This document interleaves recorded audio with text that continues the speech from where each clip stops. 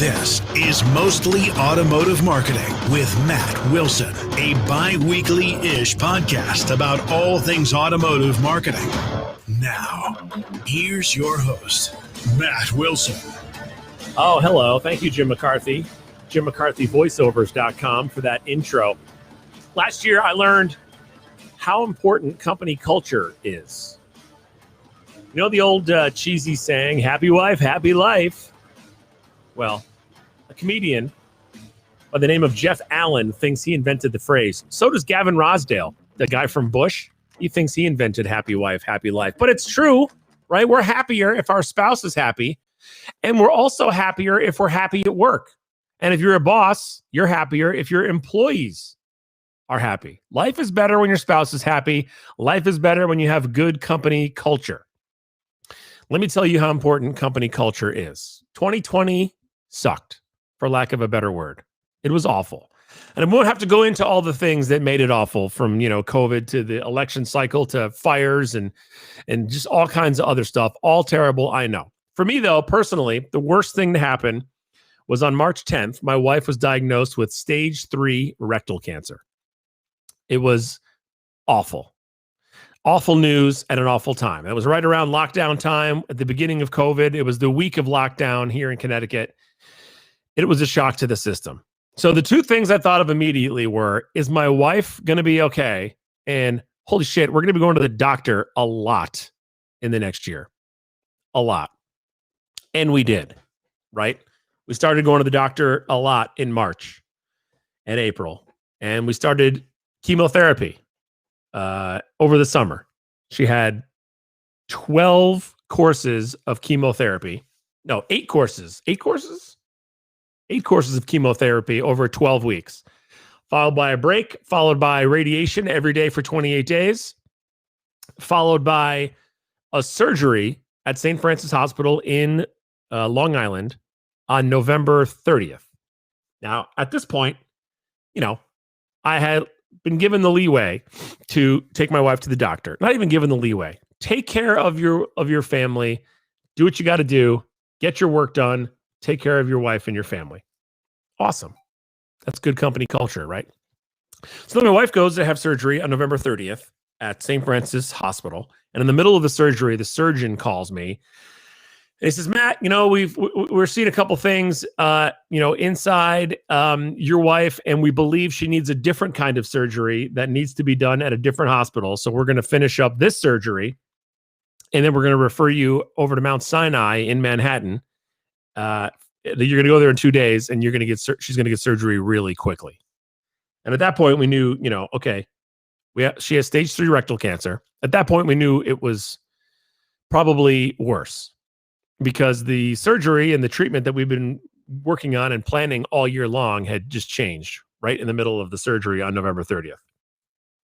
So 2 days later, we go to Mount Sinai in Manhattan, which is the place to go if you need cancer treatment. The best doctors, the best research. One of the, when you think of cancer hospitals, you think of Sloan Kettering, you think of Mount Sinai, and you think of St. Jude's.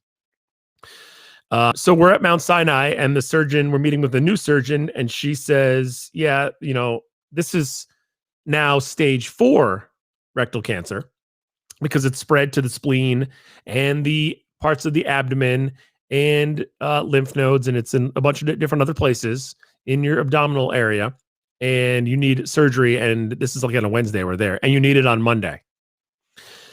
So on Monday, December 7th, which is a week after surgery at St. Francis in Long Island, my wife goes for a 7-hour surgery at Mount Sinai. And then she's in the hospital for 10 days. So she comes home in the middle of December, and then she literally is bedridden. She just went through a crazy surgery. Shock to the system.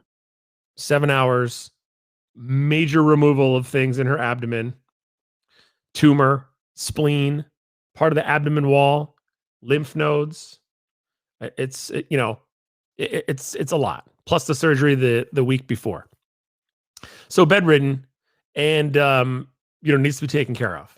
So it's the middle of December and I'm getting ready for the holidays. I'm taking care of my wife. I'm taking care of my 2 kids. I'm taking care of the sick cat and I'm taking care of everything.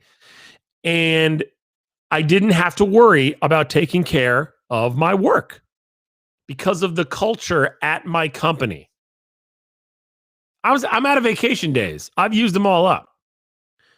You know what happened?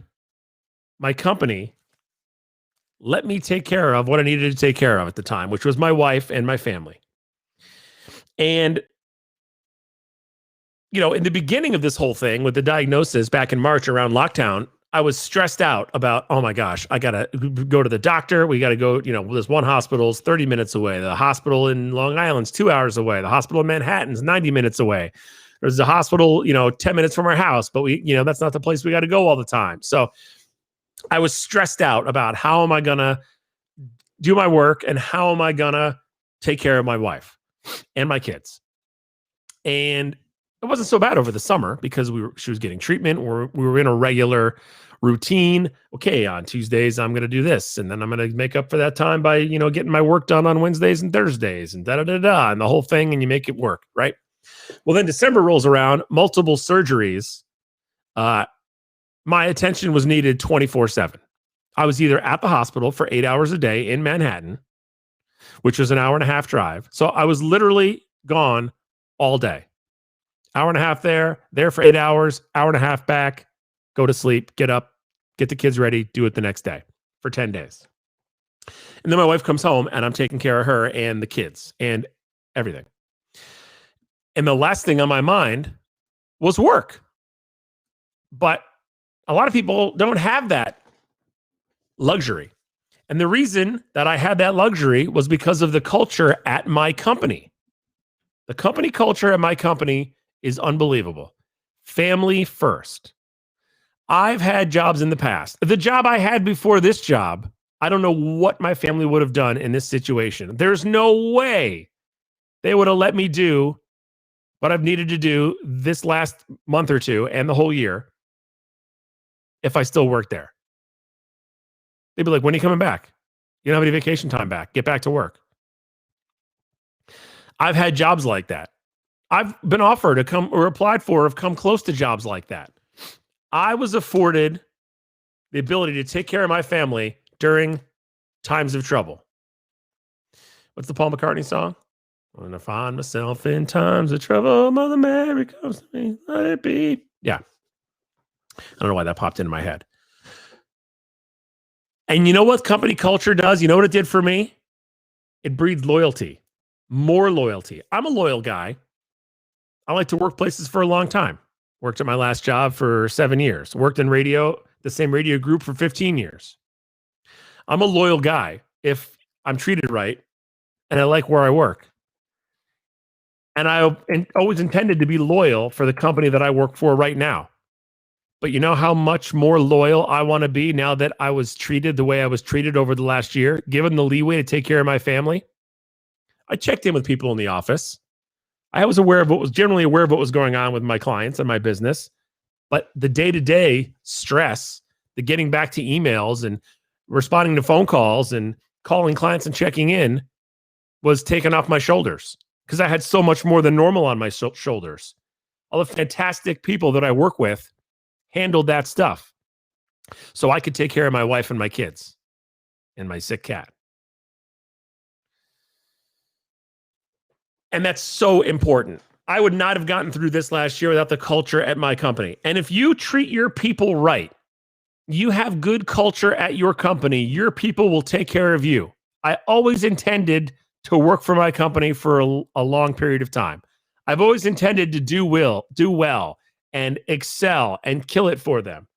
Do you know how much more motivated I am to do that now after what happened over the last year? So much more motivated. I worked for a company in the mid 2000s. I was the marketing director for a mall, largest mall in Connecticut. And the general manager at the mall, there was like 5 people who ran the mall. It was very small staff. It was me, general manager, the security manager, the facilities manager, and like the housekeeping, the cleaning person. We ran the property. General manager said to me, Matt, you should go to Israel for 10 days. as part of this birthright trip. If you're Jewish under a certain age, it's this company, this organization will pay for a trip to Israel. And I was coming up on the age gap, the limit of when you could do that. She was encouraging me to go, encouraging one of 5 managers of the mall to go away for 2 weeks because it had to do with my heritage. That's great company culture. And I've worked for companies where you don't have that. Last company I worked for before I worked here at Silverback Advertising, it's never would have worked. Never would have worked. I would have either quit, they would have fired me, or I would have had to make a decision that's not fair to make. But the culture at my company allowed me to take care of my family and my wife. And now, you know how much more loyal I am? Even more loyal than I was before. And I have the desire to excel more than I did before. And the desire to kill it and do better more than I did before. And that's because of company culture. So if you're listening and you run a company, I hope you take away from this that the culture that you provide your employees might be the most important thing you can do as a boss. And if you're an employee or you're looking for a job, or you're thinking of leaving your job, or you're thinking of doing something else, what is the culture like where you are? And think about what it may be like where you're going. Because if I was where I used to be, it would have been a whole different thing. Or if I had gotten a job I applied for a couple years ago, it would be a whole different thing. I worked for the right company at the right time. And that's how I got through the last year. The recap to that is my wife's doing all right. She's home. She's recovering from surgery. It's a slow recovery. That's a lot of surgery on your body. The body goes into shock. And she's recovering slowly, but she's doing better.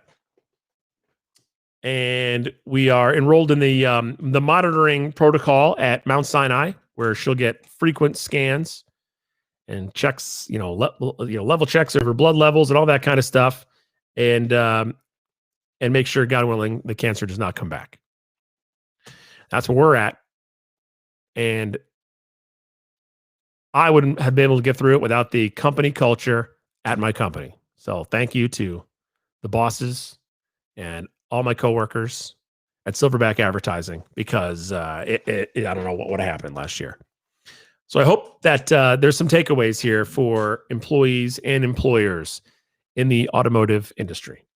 All right. Thank you for listening to another episode of Mostly Automotive Marketing with Matt Wilson. Man, a lot of great topics coming up this year. It's going to be a great year, and hopefully it'll be informative, educational, and entertaining, all those things for everybody in the automotive industry. Mostly Automotive Marketing with Matt Wilson, where we talk about automotive marketing mostly. That's why I named it Mostly Automotive Marketing with Matt Wilson, because of the mostly. Mostly Automotive Marketing with Matt Wilson is brought to you by... Wait, this guy has sponsors? Oh, never mind. This sheet of paper's blank. No sponsors. That makes more sense. For updates, info, future episodes, and more, follow on Twitter, subscribe on YouTube, like on Facebook, and connect on Frackle. You guys made that last one up. That's not even a thing, Frackle. Come on.